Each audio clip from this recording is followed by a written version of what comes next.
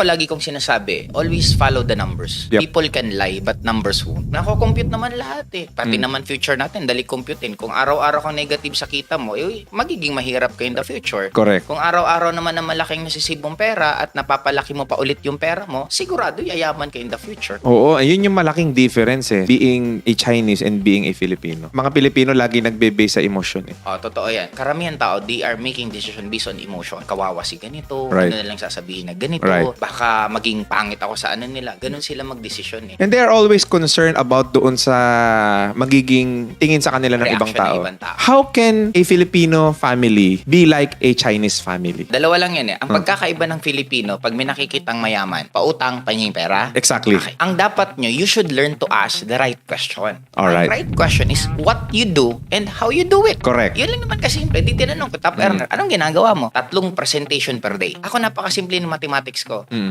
sabi niya, ginawa ko, naglilima-anim ako per day. Dinoble ko.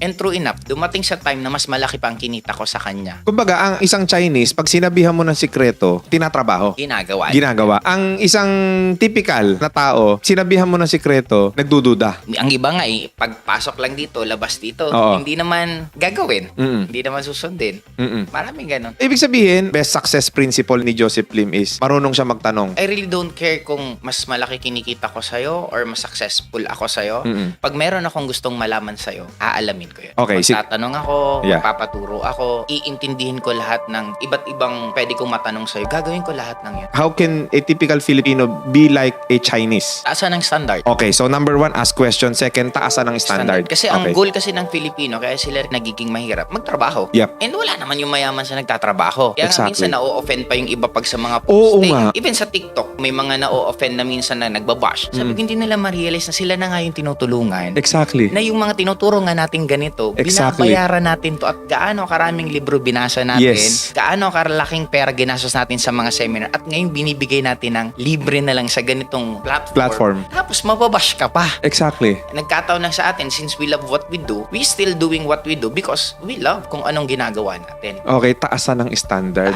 Lagi ko itong tinuturo eh. Bakit ka magbabayad on time kung pwede ka naman magbayad ng advance? Right. Kasi mas malaki ang nasisave mo. Pareho lang naman ang effort na maaga ka lang nagsipag. Yes. Kaya ka nakakapagbayad ng advance. Yes. Pero yung stress mo, ang laki nang nawala. Imagine mo, 1 week na lang may bayarin ka. Yep. Yung stress sa utak mo, alam, mag-1 week na may babayaran na ako. Yung stress kasi hindi nila nako-compute kasi yun eh. Kaya akala nila, pag nagbabayad ka ng on time or nagbabayad ka ng delay, panalo ka. Eh, hindi nila na-compute yung stress mo sa araw-araw na iniisip. Correct. Kaya ako normally, kung kaya kong bayaran niyan 1 year, 2 weeks, 2 years. binabayaran ko kasi kung magbabayad ka, example, kuryente na lang. Kung pupunta ka palagi sa kuryente, kung hindi pa using online, yung biyahe mo, yung oras mo, ang laki nang nasasayang. Eh kung yun matipid mo, tapos maigastos mo sa mas importanteng bagay na mas magpapasok sa'yo ng malaking pera, Yes. mas yayaman ka. Gusto mo ba ng sweldo ng katulong? Siyempre, sagot ayaw. Ayaw. Eh bakit mo ginagawa trabaho ng katulong? Bakit ka naglalaba? Bakit ka namamalengke? Exactly. Bakit ka nagluluto? Exactly. Kung mag-hire ka ng katulong, so sweldo mo lang ng 5,000, 8,000 isang Tama. buwan. Akala nila nakakatipid sila pag wala silang katulong. Exactly. Kasi wala kang gastos eh. Yes. Oo. Pero ilan ang nakakonsume na oras ng isang katulong para magluto, maglaba, magplansya, so on? You're Yes. spending 5 hours per day. Yes. 5 hours.